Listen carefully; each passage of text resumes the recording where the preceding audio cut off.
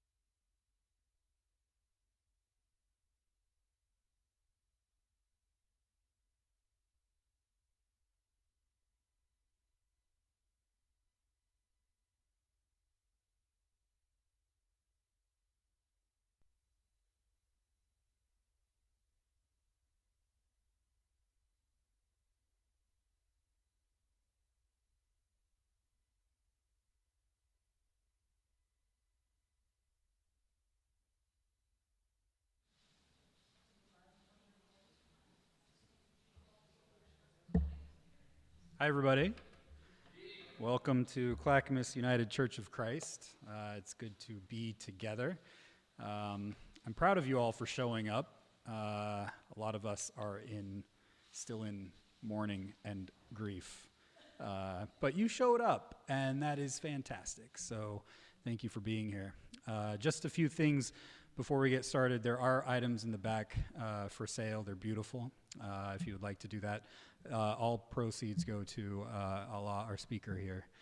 So feel free to do that. And also, Marcia and Steve and Alaa brought falafel for us, which is deserving of an applause. Thank you for doing that. Thank you. Thank you. So I'm going to introduce Marcia to you. Marcia is a member of the Palestine Israel Network of the Central Pacific Conference. Yes. So many of us don't know that there's a Palestine and Israel Network here in the Portland area and in Oregon, connected to the United Church of Christ. And Marcia has been doing work with them for quite a while. Long time, years, yeah. So Marcia's been over to Israel and Palestine many times. Marcia came and spoke with us 6 months ago or so and talked with us about her experience in Palestine. And Marcia contacted me last week and said, hey, how about a Palestinian speaker? And I said, yes, let's do that. So Marcia is going to introduce Alaa to us. So Marcia, come on up.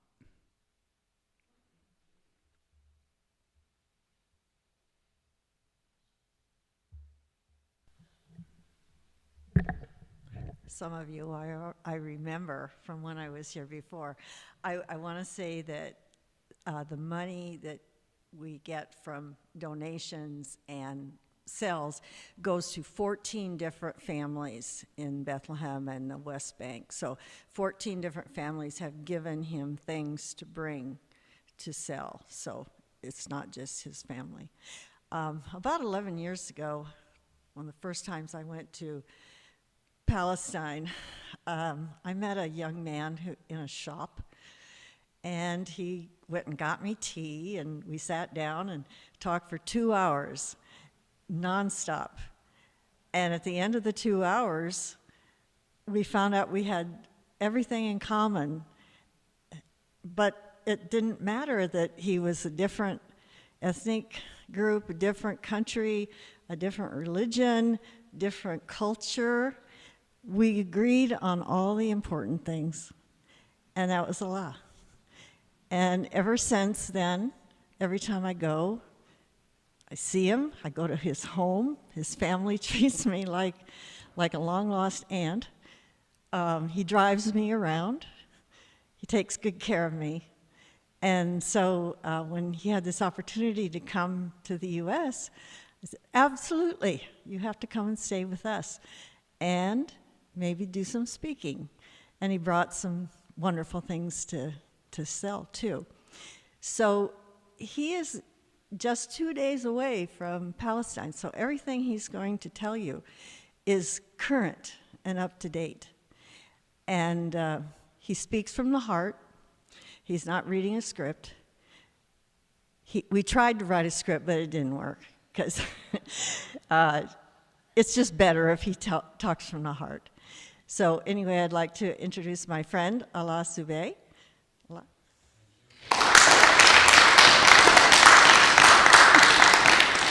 Thank you.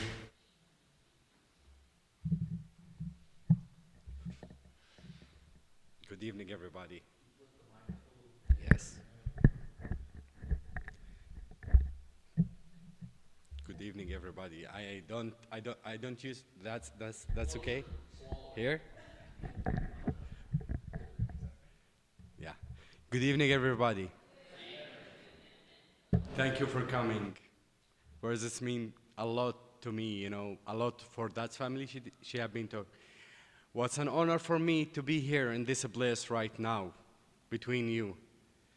My name is Alaa. I come from Bethlehem. You know, I married in Bethlehem. I have my kids back in Bethlehem. I have, you know, for many generations, my family grew up in Bethlehem. You know, I was shocked here.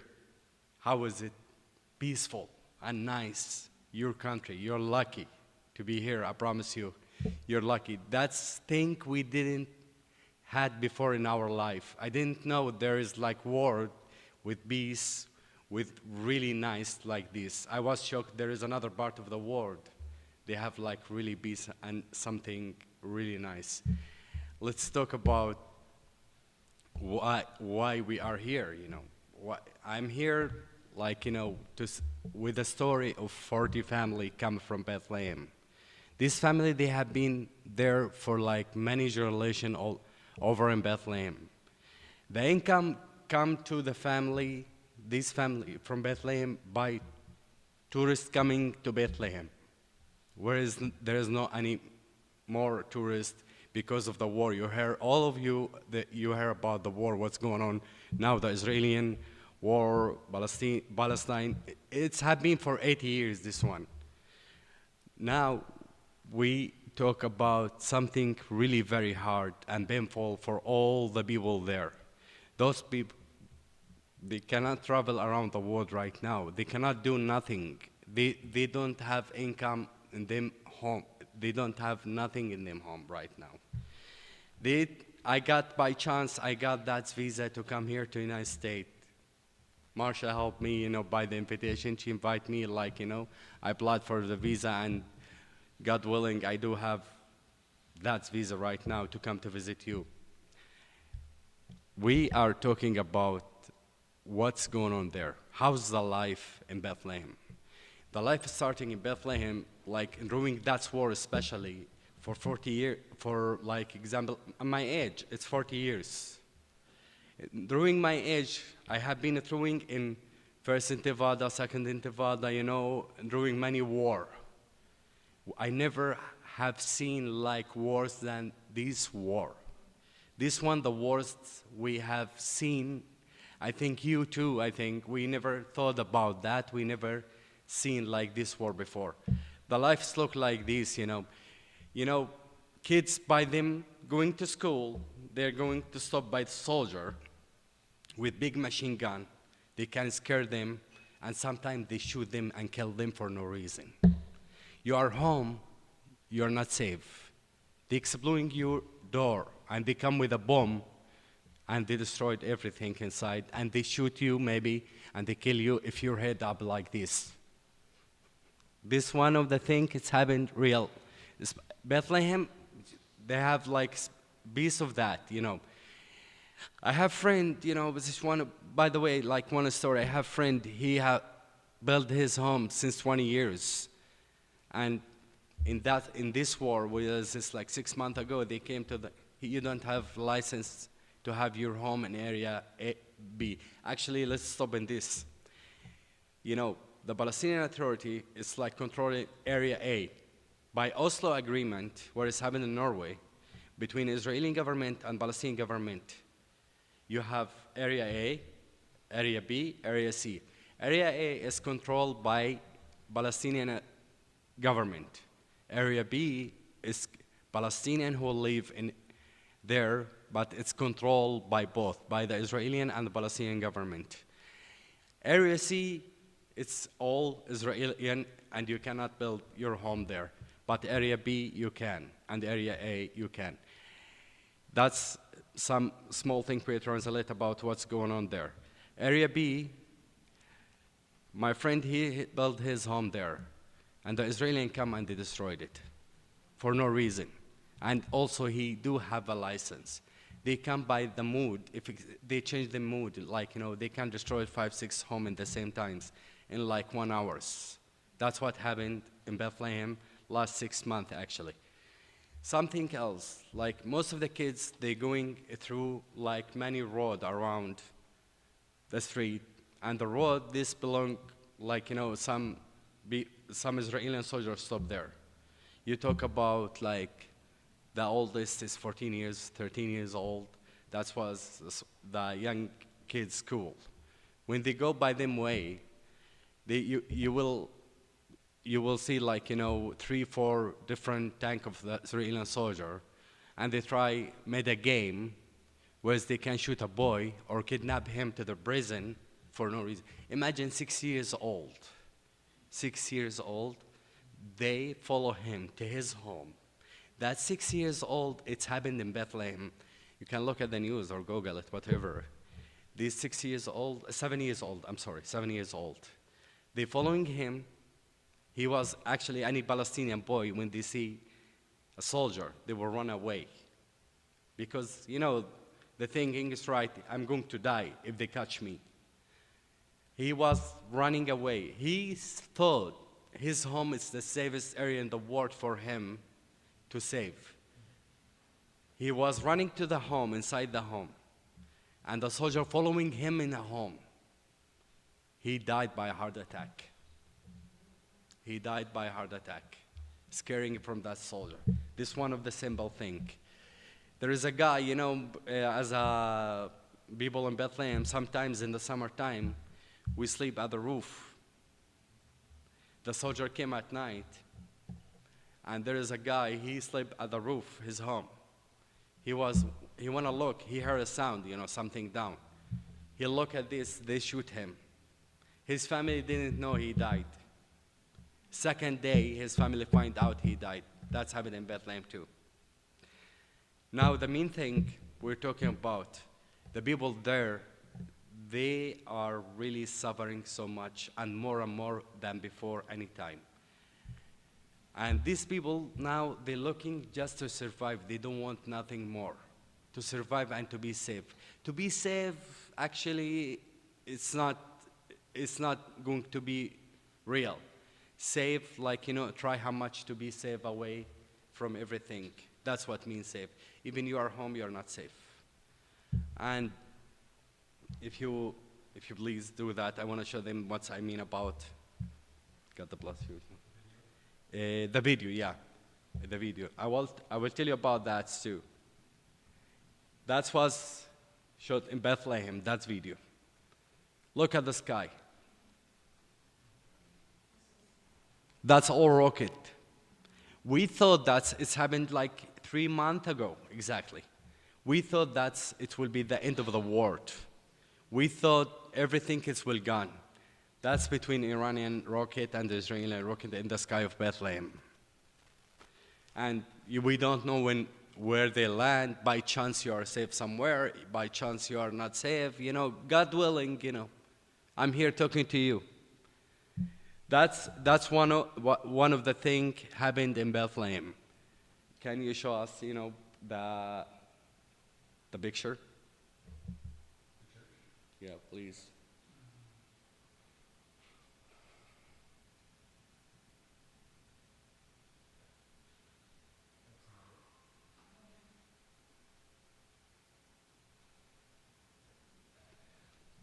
Here you go.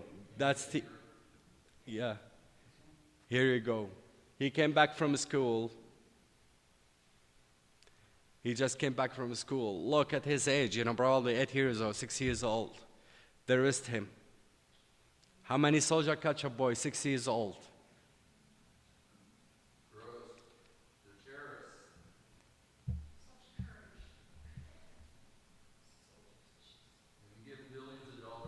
Look, how they treat the Palestinians. You have to cross if you want to go home, that they leave. Whereas it's called it's military area. They can come here and they say it's a military area. You're not allowed. You're not allowed to enter your home. You have to be checking like this. If they let you allowed to enter the home.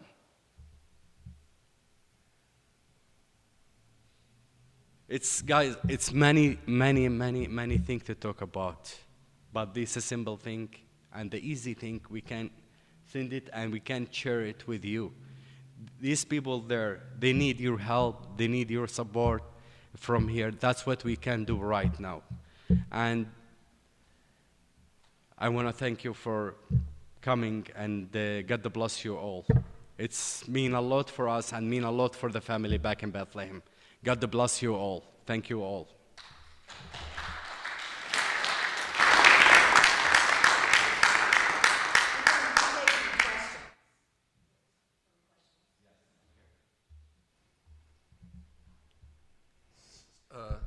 My name's Bill, and I've been trying to advocate for Palestinians and to speak out against our government in its support of the genocide. And there's no Hamas in the West Bank or Bethlehem, but they've gone crazy since the 7th. Have you seen it where they've turned automobiles on fire? You mean Hamas? No, the Israeli soldiers in the West Bank. Burning Palestinian cars, automobiles? Yes, they do. Yes, they do. They burn the car, they burn the house, they burn everything. That's a question you talk about? Yes, I wanted you to confirm that. Yes. Look, this something happened like 2 days ago. We've been talking about with Marcia. Actually, it's happened today too. The settlers came to the village around Bethlehem or around Ramallah or around in the West Bank. They burn your home when your kids inside, and they burn your car. They start doing that by a permit from the Israeli government to give them the permit and the weapon to do whatever they want. You have the permit to kill, to do whatever they want. They're doing that beside, what the Air Force, what the soldiers do. Thank you for the question. They're doing crazy things right now. Any other questions?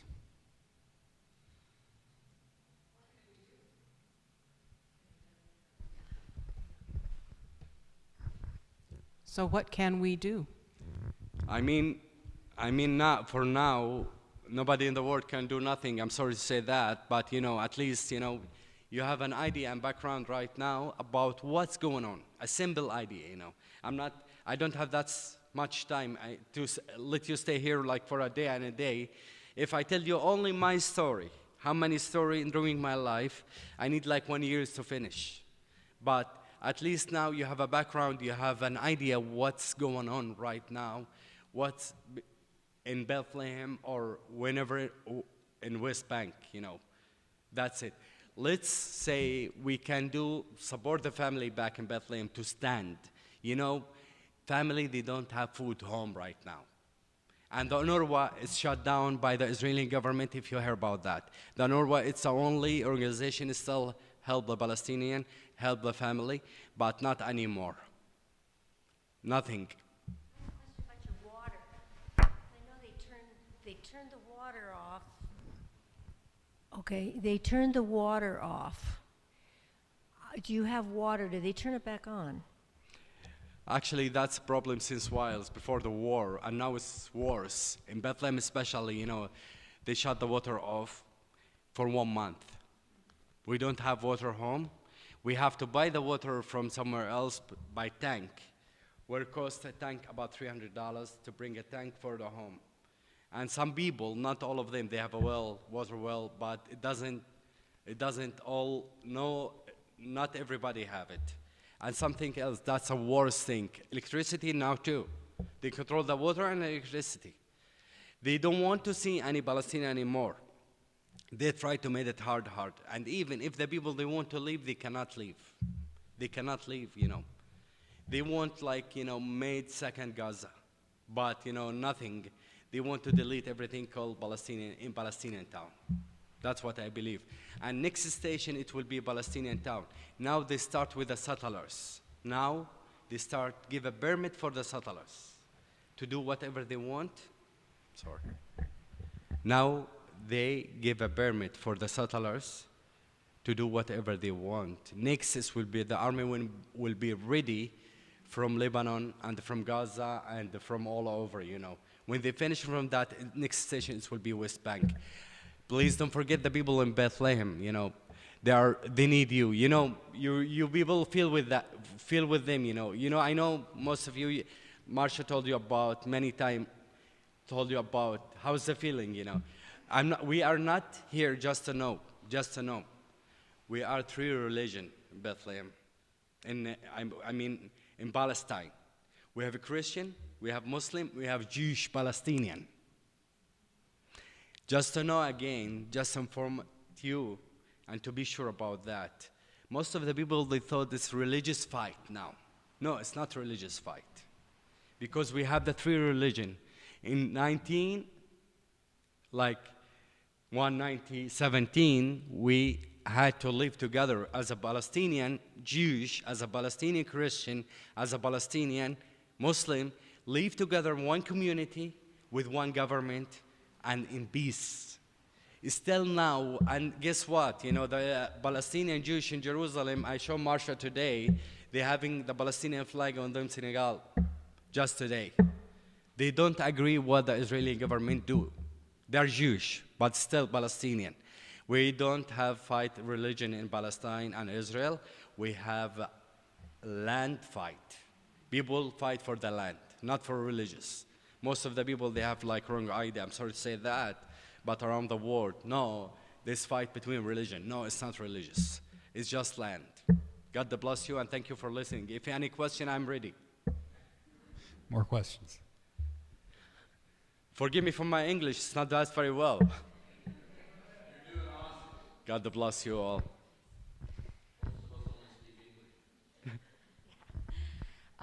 What kinds of support can Americans show that means the most to Palestinians right now? What? What kind of support can we show that would mean the most to Palestinians right now? What the most support we can do right now? The main support is like, you know, to help the family, stand on them, like you know, it's to do, like, to buy them stuff to survive, not more than that. Right now, that's what we can do. For medicine, you know, for healthcare, because we don't have any good healthcare in Palestine too. Thank you.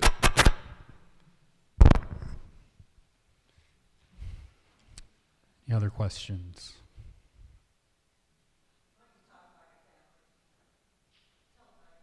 Yeah. Guys, I have, by chance, you know, in Bethlehem, you know, I have 6 kids, 5 daughters, 1 boy. My oldest, I look young, it's different culture, you know. You know, I have my oldest son, his name Fahid, you know, I have Selma, Sarah, Rita, and Rima, and Siam. I have 5 daughters, 1 boy, the oldest 1 boy, you know. My oldest boy, he's doing great in the school. You know, he told me, Daddy, I want to be a doctor. I asked him, why do you think like this, you know, to be a doctor? Be an engineer. Be something else. You know, the world is full of doctors, you know. He said, no, I want something. I see a lot of people, they cannot afford to pay hospital. I can help them. I told him, when you decide that, you decided from your heart. He told me, I swear to God, I decided from my heart. And that's mean a lot for me.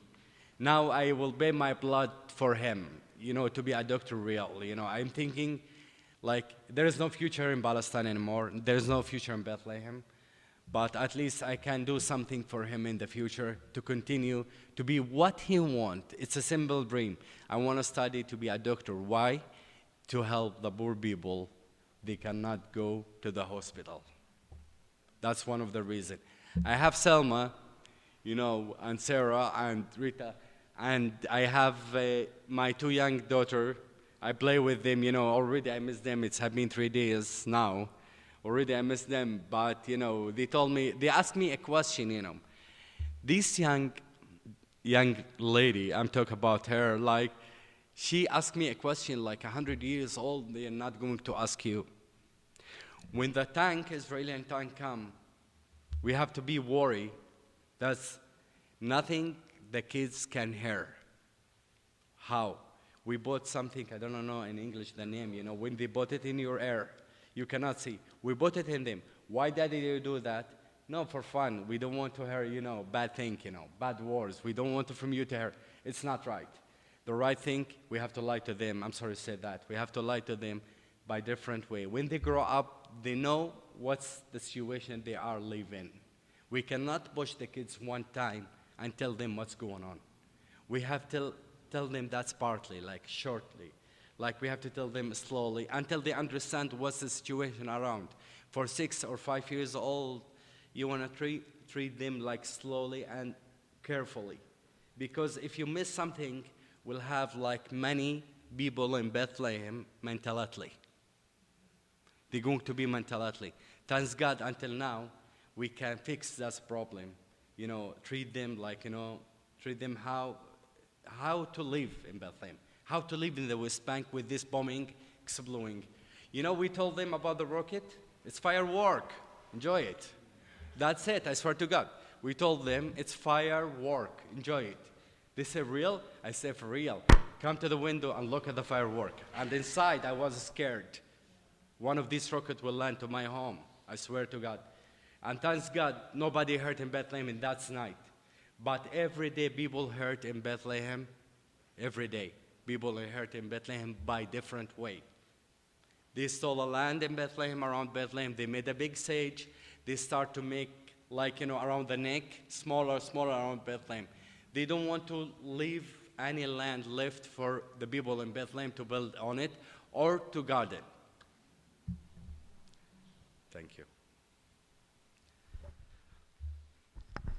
So I've heard about how the Israeli soldiers will capture a child, take them away, put them in prison. And I was wondering, did that ever happen to you? With my children, you mean? When you were a child or even a young man? It's happened to me. They catch me, yeah. But it was different time. I've been 12 years old. And how long did they keep you? Did they let your parents see you, or did they just capture you and take you? They didn't take me to the jail. They take me to the corner, and they start punching me. Do you know any personal friends or relatives? Yes, I do. Could you at least give a story of one in some specificity? Yes, I do. You know, we've been in the same school. You know, they got him. We've been in the same class. You know, they got him one night. You know, I wake up, I go to school. Second day, I find out my next guy next to me. He sat next to me in the class, and they took him. I find out after 3 days they kill him, not take him to the prison. He's a child, 12 years old. I remember that. When we be like angry, you know, it's small demonstration, like we call the Palestinian, you know. Kids go for a small demonstration. The Israelis start through theater gas on us. When we be kids, you know, like, why you kill our friend? They took him like from front of his door, home, because he was too late outside. It's just outside 2 meters from his home. And they take him and they shoot him and they kill him for no reason. That's 12 years old we talk about. This, it's happened to me, you know, personally. You know, a lot of story I told you through, like, you know, you will imagine they take his kids in front of his eyes in this war, this year, last year. 2 boys, one 6 years old, one 9 years old, they take him to prison. He have to charge a lawyer like $5,000. He have to bring $5,000 from all over. He asked for $5,000 to bring his kids back. He's from Ramallah. One guy, he's deaf. He cannot hear, you know what's mean? He cannot hear, he cannot talk, he cannot speak. They came to his home. His father, sleeping. He's 15 years old. They came. Since he opened the door, they shoot him 3 bullets in his head. That's in Ramallah. Many, it's many. Every Palestinian, every person in Bethlehem, they have a million of story. Not just one story, million story. I just have a question about his children. So,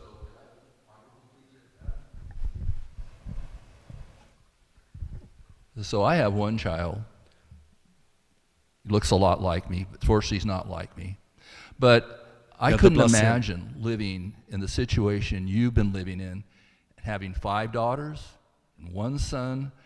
How is that impacting them? I mean, and how does it impact you as a father trying to raise your children in this reign of terror? I mean, can you describe it? I can't even imagine.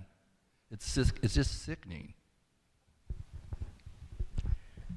It's very hard. It's not easy. How do your children, how do they handle it? What do they say to their daddy? What do they say to you? They say to me, we are in Palestine, we are in Bethlehem, we're just born, it's enough for us, I told you before, we treat them slowly. We don't shock them one time. We have to treat them slowly, tell them what's going on there, slowly, shortly, not one time. And when they become teenage, they understand what's going on. It's easy for them to understand when they grow up. It's different to you, different to me, You live in a peaceful country. You cannot compare. You cannot. I was shocked today. I was shocked yesterday, when I was, going with Marcia by the car, driving in Portland, I was really very shocked. How come? Very shocked. Peaceful, I don't hear anybody in the street, I wake up at 5 o'clock in the morning. I'm excited to see what's going on outside. I usually, I lock the door very well of my home. People leave the door open. It's very safe here. As I told you, there is a world here. There is a life. Actually, it's the first time for me in the United States. I never been, out of the country. This one is the first thing I did in my life. And that's something different to you, different to me. When you live there, you feel it. But you can understand a little bit of it. You can treat your son, he have a karma, that's he live in this country, he safe. You are all, you have a karma, we call it here. You're lucky to be here. You're lucky to live in a peace. Whereas any person in Bethlehem would love to be in your place, I promise you. But just one thing as an American, much of what you're living in is because the Israelis can do what they do with impunity because they have the power of the American empire to back them up. And many of our Americans go along with it because they're ignorant. They believe the lie. But once you know the truth, it just incenses you that billions of dollars are going to support this apartheid terrorist state. And they do all these things knowing that they won't have to answer for it. They get away with it. And it's just sickening, and they keep sending the bombs. And I think one of the last things I heard was when Harris said, Israel has our ironclad support. People were crying that we'd have an arms embargo. Wouldn't do it. A permanent ceasefire. Our guys in the Security Council, a black woman, would veto them. And then we were getting to the main thing for food, to your area and to the area of Gaza. And under alleged accusations that some of them were Hamas, we just quit giving money to it. And it was continued to not give money to it in 2025. And their ideas starve the Palestinians, kill them all. That is it. And they're shooting children. This is a story I've heard because they don't want them to grow up because they're going to remember what's going on. And I heard where they killed Palestinians and they can't even get their bodies for a proper funeral, or they won't allow them to have a group to walk there, to have a mourning, to have what we, and it can't even do that. They won't allow them. You just bury them, and no sign of anything. You can't have any people together. Exactly, that's what's going on. Thank you for that. You explain everything, but I will tell you something. By all the government in the world, we are not talking politics. I'm not that politician guy, but with all the politicians around, we believe as people in Bethlehem, as the Holy Land, God law. We just, that's what we believe right now. There is God will take care about everything. That's it. Government do whatever they want. They support them, as you say, by gun, by weapon, by everything. But in the end, there is God. God control everything. Trust me. They will pay by some way. They will pay by any way. They will pay. I promise you on that. If you hurt a human being one day, if you hurt a cat, if you hurt anything, you will pay. You will pay. I will pay. If I hurt anybody, I will pay by some way, by any way, I will pay. There is God. God law is the right law in the world. That's it. We leave it to God now. We cannot do nothing, We cannot cease fire. We cannot do nothing. We are normal people here around, but our heart with a lot of family, a lot of people there in Bethlehem. We cannot do nothing for them. We can do a little bit of thing for them, but in the end, we believe in God's law. That's it. That's win. Any other questions? One more.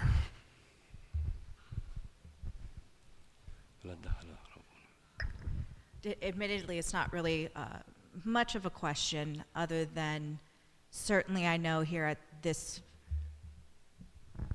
Is that better? Okay, there we go. Not really so much of a question, but I can just, I think I speak for this faith community in that we are with you in solidarity and that we are constantly praying for you and your people and for our people to get the whatever it is entrapping their faces so that they can be wise and make smart decisions that are humane for your people and to stop funding the things that they're funding. So I hope that our prayers mean something for you and that we can do something to help end it. Thank you, Lord. God bless you. God bless you all. Allah, thank you so much.